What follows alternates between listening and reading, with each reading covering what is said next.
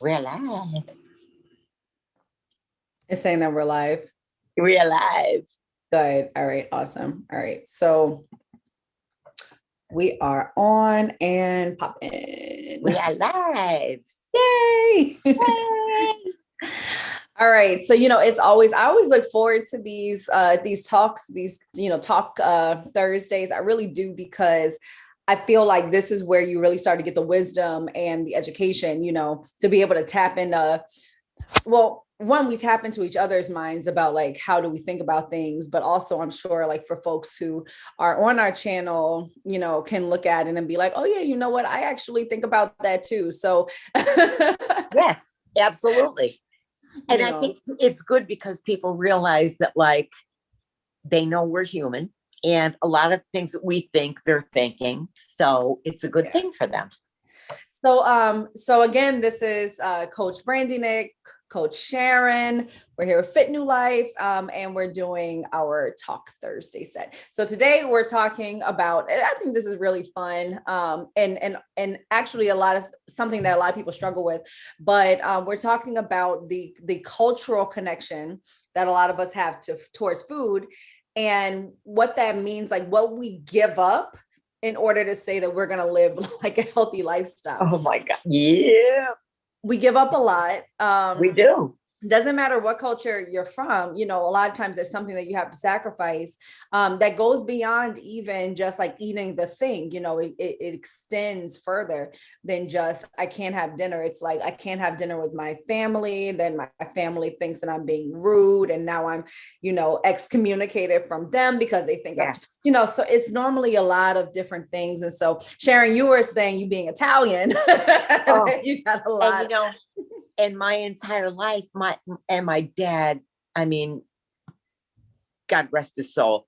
Yeah. My dad, I could have been 300 pounds and my father would have said, you're so skinny, because that was the culture. So my whole life, it was pasta 3 days a week. Yeah. Yeah. To the point where, honestly, and like big heaping plates of pasta too, I bet. Oh, family you style. know what? The thing is, at this point, I really don't like pasta anymore. I'm probably really unusual, but I don't except now it gets really bad.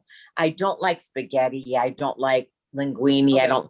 But give me raviolis, give me lasagna, give me anything that's stuffed with cheese, and that's what I want. Okay. Yeah. So what happened like when you started to, well, actually, you know what, I'm not going to assume that. Actually, I know a little bit about how you eat now, but growing up, or like when you first started to make that change, how did your family take that? Honestly, especially my dad, but my mom too. I mean, they didn't like the fact that I didn't want to eat pasta. Yeah. And I didn't want to eat meatballs. It got really bad when I wanted to be a vegetarian and I didn't want meatballs. And it was really bad. What is this vegetarian? Woo, that was bad. Oh, but, wow. Over the years, I mean, it's that old, the Italian way is eat. That's how they show love, right? Yeah. Yep. So if your mom or your dad is cooking this lovely meal for you, and it's always delicious, don't get me wrong. You better eat it. Exactly. Yeah. So it was difficult for me. Over the years, I would say to my mother, I don't really want that. Or to my father, I don't really want that. They didn't really get it. Yeah. Yeah. And so even now, my mom still doesn't, my dad has passed since, but my mom still doesn't understand why she will eat pasta every day. I almost feel like, number one, I'm sick of it. But number two, I know it's not great for you. Right. And there are so many other things that I could replace it with now that are still okay for me. Yeah. You know what? It's really interesting because I understand exactly what you mean. With families saying like, I'm cooking for you. This is, I do it myself. I'm guilty of this myself, right? Like if I cook for you, that means that there was love involved. That means I care a little something about you, because I just don't cook for any and everybody. I love cooking, but I just don't normally, it's normally like also attached to my emotion, right? And so if you refuse when I'm eating, I'm kind of like, wait, and also I'm Southern, so you know how that is. It's like, I oh, was you just better. going to say that. Talk Yeah, about you. I mean, you're from New Orleans, right? So right. talk Yeah. about how you grew up. Yeah. Okay. So I'm a little bit of an oddball, because I stopped eating meat when I was very young. I stopped when I was like 12, and before then I had stopped eating fish. Now I eat fish. I still don't eat meat, but I eat fish. But I stopped eating fish when I was like 9. And then, yeah, that's a long story, but it basically boils down to somebody gifting us a fish, and it was kind of bad, and I got sick from it, and it just tasted Ew. gross. And so I had this negative association with that. But when I stopped eating meat, right? My parents, they ate meat. They they didn't have any kind of dietary restrictions like I was doing. And I didn't have any sort of allergies or sensitivities that would have justified my shift. I just didn't want to do it. Right. I had my own reasons. And so over time, from the age of 12 to the age of like 16, I started just eliminating everything, ending with chicken probably when I was like 16 or 17. So by the time that, when I had my family, and our close family friends, when they would cook, well, I'd be eating all the sides. That's what I I was hear doing. you. I Yep. was eating all the Yep. sides, no main course for me. It was okay. We got green beans, and we got what we have over here. I couldn't eat. I was able to get by on eating like the crawfish and all that stuff until I stopped eating shellfish, and now I'm allergic to shrimp, so I can't even have Oh, that. oh, that's Yeah, awful. I would have yeah. died.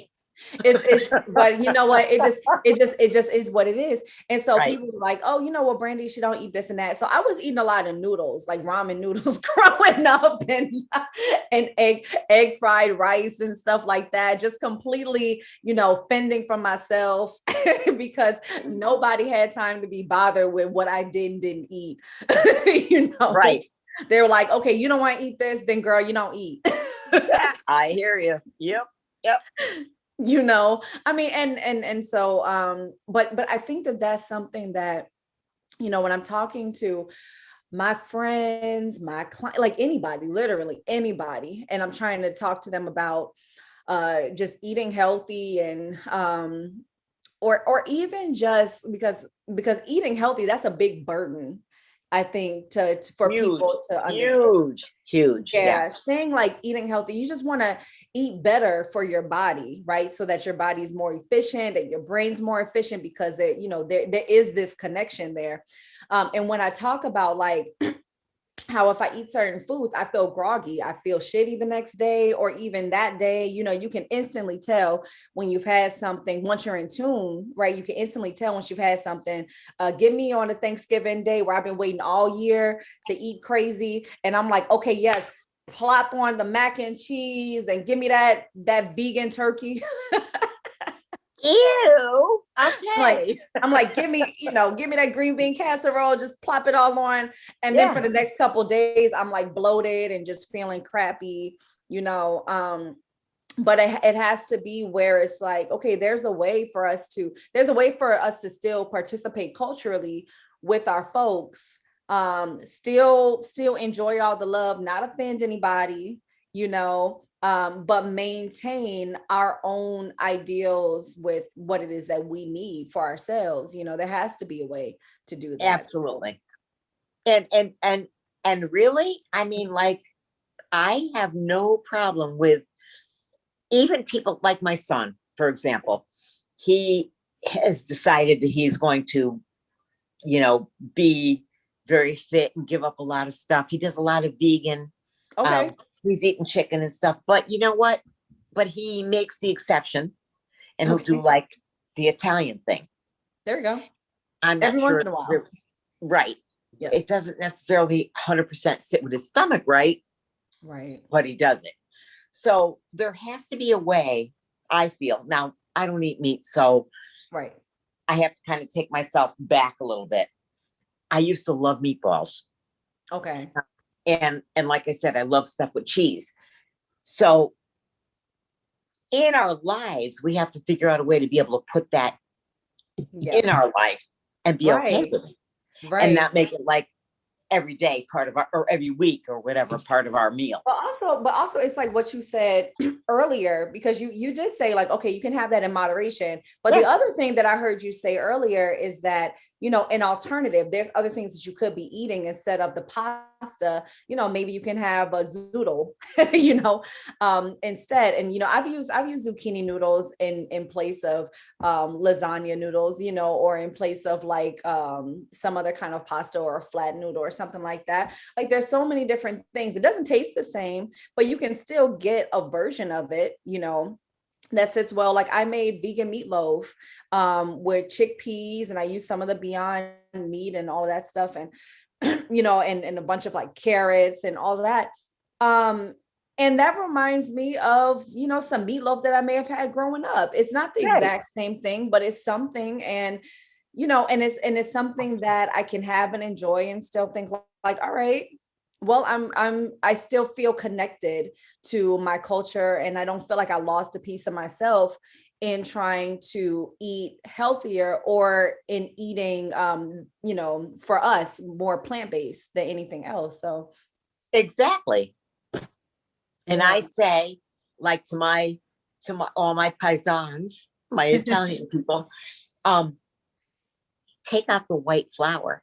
I mean, I understand. I like all that stuff is like Mm. really yummy and you love it, but chickpea pasta and red lentil pasta and all that stuff, it's really good for you. And you make your own sauce. And most Italians, they make their own sauce and they're very, I mean, they Mm. use good stuff in their sauce. So make your sauce, eat that better stuff for you, Mm. and it's good. Sharon, when are you going to invite me over for a nice home cooked Italian meal? Hey, baby, you tell me when. You're going to love it. I got you. Okay. We're going to do it within the next couple of weeks. I got you. Okay, good. I'm gonna remember that, because Yep. you talking that talk, and I'm like, okay, Oh, I come on got now. you. I want to know all about it. I got you. I I got you. like to eat. I got you. And you know what? And two, that's the other thing too, is that when folks are like, oh, I have to just eat, egg whites and turkey bacon, or I just got to eat ground this and that. And I mean, I'm sure you know all about that with your, bodybuilding past, right? You just got to, rice cakes and peanut butter. Oh, we wouldn't And even people talk are, about that. Yes. and people are eating like this, and they think like that's the way that I have to eat in Mm-mm. order to be like ideal, in the most ideal fitness. So it's just like, No, I think I people. would really, I could not survive eating like that. I really couldn't. I really And I couldn't. I don't think, know how you guys do it. and you know what, honestly, I mean, I go really, I mean, I go off the wall sometimes. I do with no meat, but I mean, I go off the wall sometimes, but then you go off the wall and you get right back to, I don't know. I feel like the stuff that I'm eating Mhm. is not, I don't feel like I'm depriving myself. It's just a matter of finding the stuff that feels good for you. Yeah. No, I have learned how to make, first of all, I learned how to make vegan cheese out of cashew cheese and all that Oh, stuff. yeah. So now I know how to recreate vegan mac and cheese. Okay. Vegan meatloaf, vegan gumbo, vegan red beans and rice. Okay. So all these different things that I used to eat. Yeah. Then I've learned how to do it either vegan or vegetarian, but I've learned how to do it mostly plant-based. And it's just a matter of what are the things that I used to enjoy and I used to like, and bring that in with me, into this lifestyle. And then what ends up happening, you expose your family and your friends to the way that you're eating, and they say, you know what? That was good. Right. That was really good. Right. It's amazing because my husband, who is a carnivore extraordinaire, he's Irish. Yep. Meat, potatoes, meat, potatoes, meat, potatoes. And I use Impossible Burger and Beyond Beef, and I put it in stuff, and he has no idea until after I tell him, and he'll say, "But that's really good." Yeah, yeah. But even people that don't want to go plant-based, the thing is, you don't have to be. It's just a matter of getting healthier choices for what you decide that you want to eat. That's right. That's right. That's all it is. It just so happens that both you and I are in the same boat with how we eat, but absolutely agree with you. There's people who just really eat meat all the time, and they eat a very protein heavy, diet, and that works for them, and they're shredded as all can be, and they feel like they got all the energy in the world, and that works for them. It really depends upon who you are, what your needs are. For me, I think because of just, what I was putting myself through growing up, I feel comfortable in plant-based. But sidebar, I was the worst vegetarian ever. I would eat I'm serious. I would walk to McDonald's 2:00 in the morning and get a big thing of French fries and that's vegetarian. And I know, and cookies and Oreos, all of it's vegetarian. I would eat like pizza, like really, really bad. I've come a long way, guys, but but I was the worst vegetarian, like just the absolute worst. So now I'm doing it right, as a pescatarian, but I'm doing it right, and just feel so much better. And that really what it's all about. It really is. And honestly, you don't have to make big changes in order to be healthy. Like I said, I keep going back to the fact that I keep saying I'm Italian. As an Italian, sauce is big for us. So to me, give me lentil pasta and put it with my own homemade tomato sauce, and it's yummy. That is big. So you're taking that white flour out and you're putting something good in, and you still have the same stuff. I love that. Yeah, absolutely. Absolutely. All right. Well, I'm gonna look forward, like I said, to you invite me over to some pasta and sauce or to whatever. I like ravioli. I like tortellini. Something together for you. You're gonna have some good stuff. Okay, good. And I'll return the favor. You better. I will. Okay. I will. All right. Well, I think that is our 15 minutes. So, I mean, time flies when you're having fun, but, we'll talk next week, and let me go ahead and hop off here. Thank you so much for the conversation. Hey, we'll see you soon. See you soon. See you soon. Bye, everybody. Bye-bye.